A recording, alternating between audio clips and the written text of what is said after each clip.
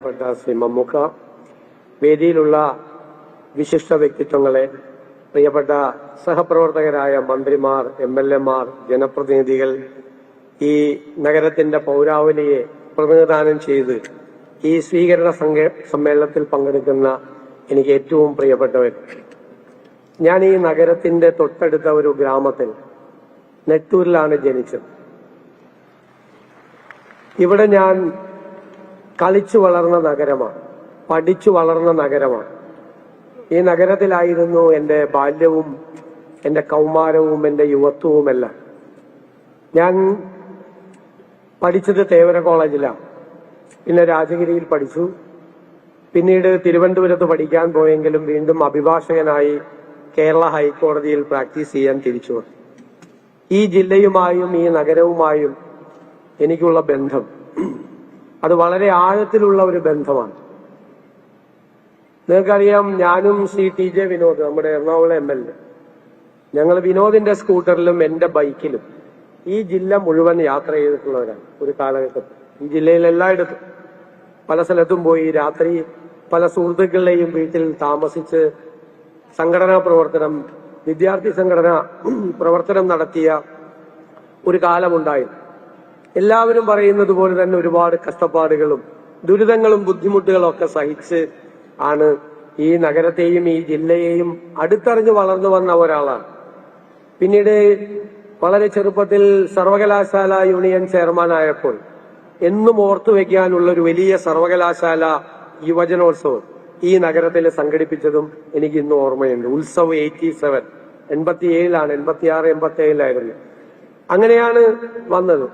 അപ്പൊ തീർച്ചയായും ഇന്ന് നമ്മൾ കളിച്ചു വളർന്ന നഗരത്തിന്റെ ആ ഹൃദയവികാരങ്ങൾ ഏറ്റുവാങ്ങാൻ, സന്തോഷം പങ്കുവയ്ക്കാൻ നിങ്ങളോടൊപ്പം ആയിരിക്കുമ്പോൾ ജീവിതത്തിലെ ഏറ്റവും ധന്യമായ മുഹൂർത്തത്തിലൂടെയാണ് ഞാൻ കടന്നു പോകുന്നത് എന്ന് ഞാൻ കരുതുകയാണ്.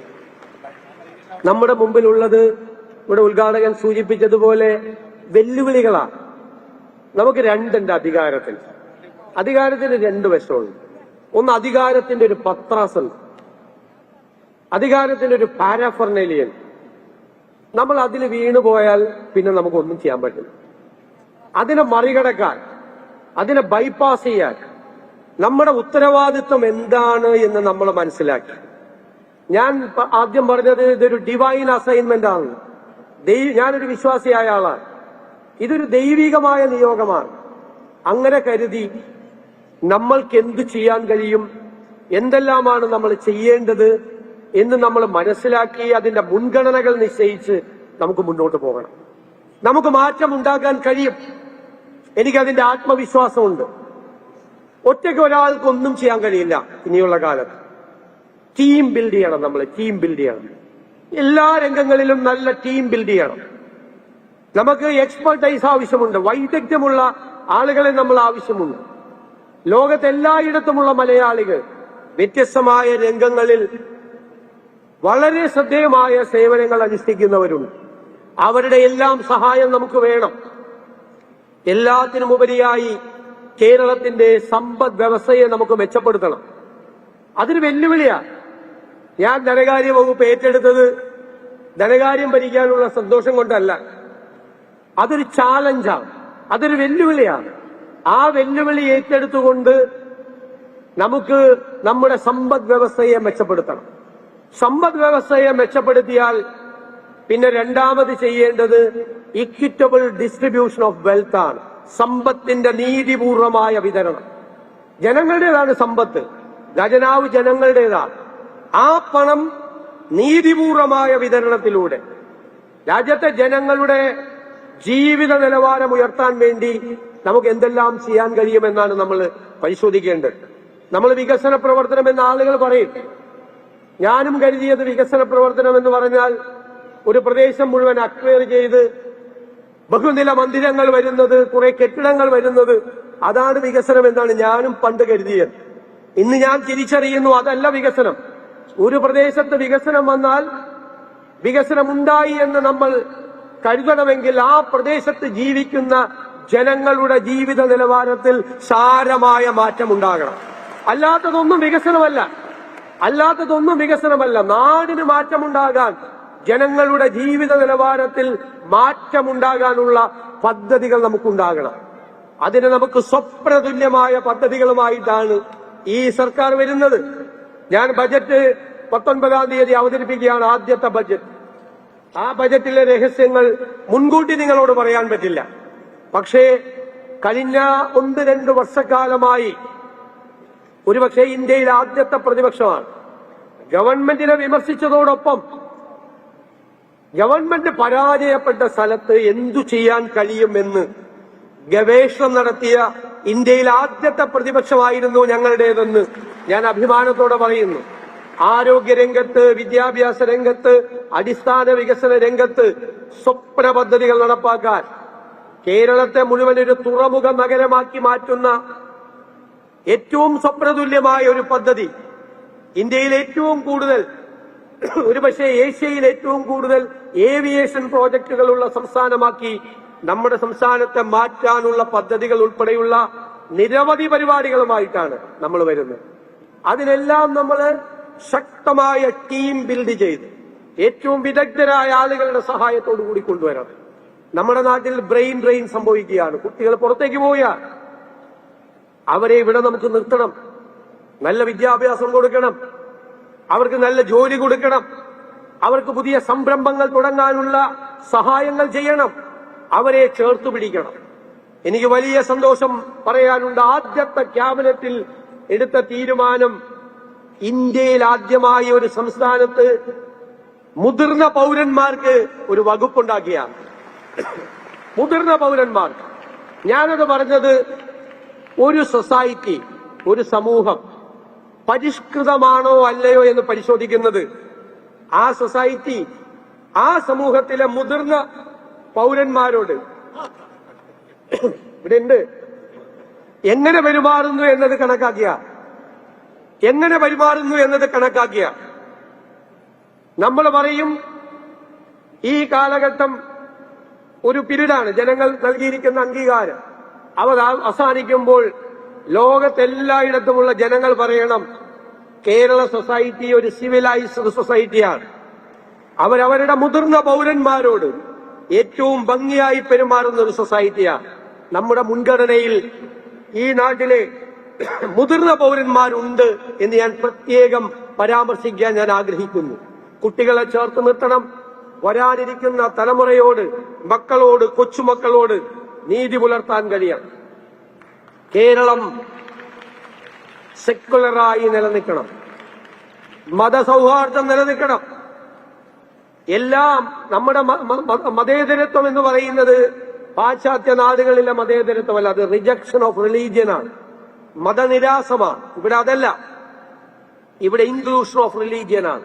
മതങ്ങളെ ചേർത്ത് നിർത്തുന്നതാണ്. എല്ലാവരെയും സഹോദര മതത്തിൽപ്പെട്ട ആളുകൾക്ക് വെല്ലുവിളികൾ ഉണ്ടാകുമ്പോൾ അവരുടെ മുമ്പിൽ പോയി നിന്ന് അവരെ സംരക്ഷിക്കുന്ന മതേതരത്വമാണ്.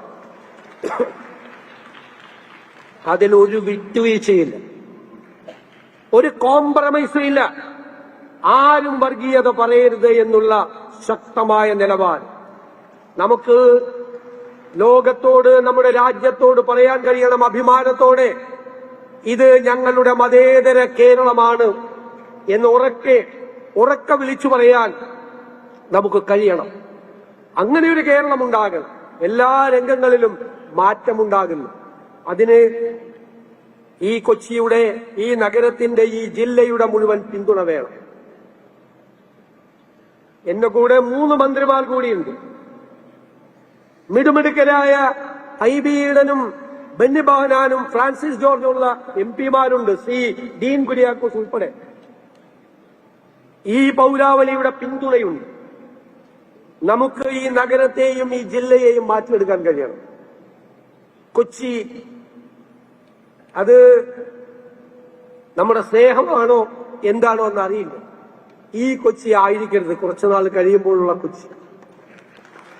ഈ രാജ്യത്തിന് മാതൃകയായ ഒരു നഗരമാക്കി നമുക്ക് നമ്മുടെ കൊച്ചിയെ മാറ്റണം. എന്തുമാത്രം വാഹനങ്ങളാണ്! ഏറ്റവും മോഡേണായ ഒരു സിറ്റിയായി നമ്മുടെ നഗരം മാറും. ഈ നഗരം ഇപ്പോഴുള്ള പരിധിയല്ല, അതിന്റെ അപ്പുറത്തേക്ക് വളരണം. നമുക്ക് ട്വിൻ സിറ്റി എന്നുള്ള സങ്കല്പത്തിലേക്ക് പോവാം. അപ്പൊ ആലുവയൊക്കെ വരും, അങ്കമാലിയൊക്കെ വരും. നമ്മുടെ എയർപോർട്ട് അവിടെയാണ്. നമ്മുടെ കളക്ടറേറ്റ് നഗരത്തിലല്ല, പുറത്താണ്. നമ്മുടെ ഗവൺമെന്റ് ഓഫീസുകൾ പുറത്താണ്. കുറെ കൂടി നഗരത്തെ വികസിപ്പിച്ച് ഒരു പുതിയ നഗരസങ്കല്പം, അർബൻ പ്ലാനിംഗ് ഞങ്ങളുടെ മുൻഗണനയിലുള്ളതാണ്, പ്രയോറിറ്റിയിൽ ഉള്ളതാണ്. ആ മാറ്റമുണ്ടാകണം. ആ മാറ്റത്തിന്റെ ഗുണഭോക്താക്കൾ നഗരവാസികൾ മാത്രമല്ല, തൊട്ടടുത്ത ഗ്രാമങ്ങളിൽ താമസിക്കുന്നവർ കൂടി അതിന്റെ ബെനഫിഷ്യറീസ് ആക്കി നമുക്ക് മാറ്റണം. നഗരം അവരോട് ചേർന്ന് നിൽക്കുമ്പോൾ വിദ്യാഭ്യാസ അവസരങ്ങൾ, തൊഴിലവസരങ്ങൾ എല്ലാം ഗ്രാമങ്ങളിലെ കുഞ്ഞുങ്ങൾക്കും സ്ത്രീകൾക്കും എല്ലാ വിഭാഗം ജനങ്ങൾക്കും ഉണ്ടാകണം. നമുക്ക് എറണാകുളത്തിന് മുഖ്യമന്ത്രിയും 3 മന്ത്രിമാരും മികച്ച എംപിമാരും 14 MLA-മാർ ഞങ്ങൾ എല്ലാവരും ഉണ്ടെങ്കിൽ അത് സാധ്യമാകും എന്ന് തന്നെയാണ് ഞങ്ങളുടെ പ്രതീക്ഷ. അത് അവസാനത്തേക്ക് മാറ്റിവെക്കില്ല. അതൊരു തുടക്കമാകും. ഞാൻ സി മമ്മൂക്കയും കുഞ്ചാക്കോ ബോബനും ഇരിക്കുന്നത് കൊണ്ട് പറയുകയല്ല. കേരളത്തിലെ ഫിലിം ഇൻഡസ്ട്രിയുടെ ആസ്ഥാനമാക്കി നമുക്ക് ഈ ജില്ലയെ മാറ്റണം.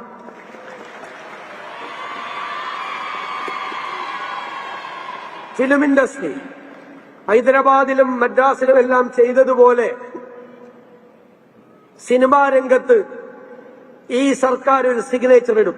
ഞാൻ ഉറപ്പു തരുന്നു, ഒരു കയ്യൊപ്പ് ചാർത്തും.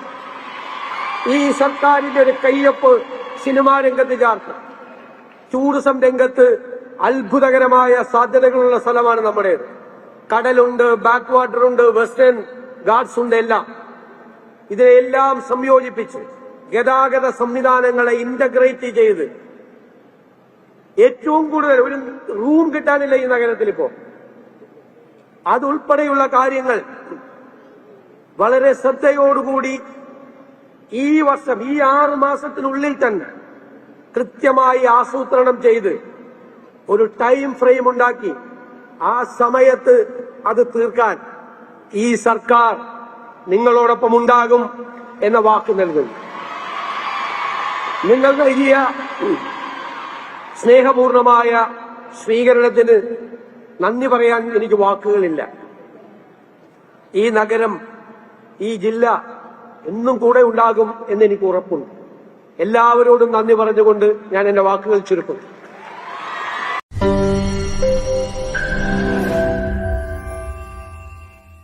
ലോകത്തെവിടെയായാലും ഏത് സമയത്തും 24 വാർത്തകളും ഓഗ്മെന്റഡ് റിയാലിറ്റി പാക്കേജുകളും എക്സ്പ്ലെയിനറുകളും വിശദമായി കാണാൻ ഞങ്ങളുടെ യൂട്യൂബ് ചാനൽ നിങ്ങൾക്ക് സബ്സ്ക്രൈബ് ചെയ്യാം.